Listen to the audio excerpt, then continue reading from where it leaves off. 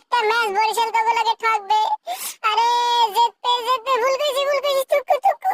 একটা ম্যাচ কগলাকে জিতবে, সেটাও তোরা দিলি না। এত পিডাইলি, তোর কি একটু মায়া দয়া লাগলে না বেটা?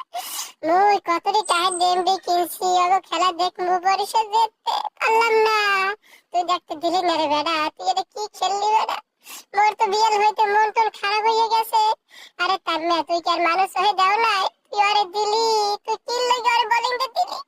আরে পিজান, প্রত্যেকটা ছয় মারে না যেন মোর কলজেটা ফাটতে যায়, ফাটতে যায়। মোর কানতে কানতে শুকলা লেগে গেছে রে, শুকলা লেগে গেছে। ওই বিয়াল হইতে কান্দি। আরে বরিশাল আজকে একটু জিততে, আগে একটু দেখা রংপুর এত ভালো খেলে, আগে ঠগাইছি, এটা আমরা পারলাম না। লাস্টে মোরে ঠকে গেলাম।